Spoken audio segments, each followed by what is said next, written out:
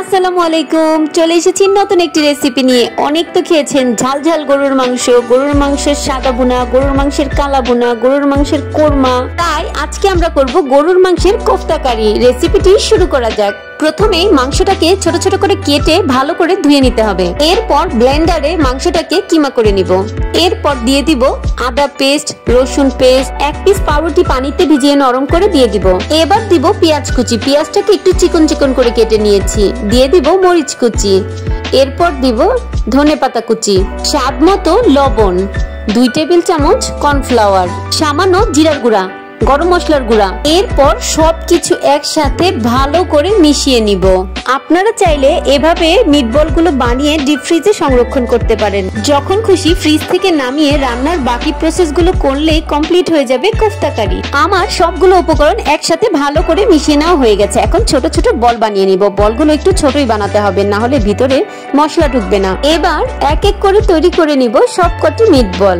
কয়েকটা আমি কাবাবের শেপে বানিয়ে নিয়েছি। এগুলো কাবাবের মতো ভেজে নিব। ভেজে নেওয়ার জন্য ফ্রাই প্যানে তেল দিয়েছি। তেলটা একটু ভালো করে গরম করে নিতে হবে। তেল ভালো করে গরম করে না নিলে কোফতাগুলো খুলে খুলে যাবে। এগুলোকে বেশি নাড়াচাড়া করা যাবে না, খুব সাবধানে ভেজে নিতে হবে। এই দেখুন আমার সবগুলো কোফতা ভাজা হয়ে গেছে। এবার আমি সেই তেলের মধ্যেই দিয়ে দিব পেঁয়াজ বাটা। আদা রসুন বাটাটা আমি পেঁয়াজের সাথে দিয়ে দিব, তাহলে পেঁয়াজের সাথে কষানো হয়ে যাবে ভালো করে। আর না হলে আদা রসুনের গন্ধ থেকে যায়। পরিমাণ মতো লবণ দিয়ে দিব। আর দিব আস্ত কয়েকটা গরম মশলা। দিয়ে দিব ধনিয়ার গুঁড়া, জিরার গুঁড়া, হলুদের গুঁড়া, মরিচের গুঁড়া। দিয়ে দিব টমেটো পেস্ট। আপনারা চাইলে টমেটো সসও ইউজ করতে পারেন। এবার সবগুলো মশলাকে ভালো করে নেড়ে চেড়ে কষিয়ে নিতে হবে। এবার দিয়ে দিব টক দই। টক দইটাকে আমি ভালো করে ফেটিয়ে নিয়েছি। আপনারা এখানে চাইলে যে কোনো বাদাম বাটা ব্যবহার করতে পারেন, কাজু বাদাম, কাঠবাদাম, চীনা বাদাম। আমি এখানে ব্যবহার করব কাজু বাদাম বাটা।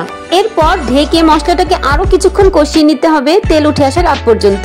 এখন এক এক করে সবগুলো মিটবল দিয়ে দিব। মিটবল গুলো দেওয়ার পর রান্নাটা খুবই সাবধানে করতে হয়। বলগুলোর ভিতরে অনেক বেশি জুসি থাকে, যার কারণে নাড়াচাড়া বেশি করতে গেলে ভেঙে যায়। সামান্য চিনি আর 1 চামচ ঘি দিয়ে দিয়েছিলাম, সেটা ভিডিওতে আসেনি। আপনারা চাইলে স্কিপ করতে পারেন, তবে দিলে স্বাদ এবং ঘ্রাণ দুইটাই ভালো আসে।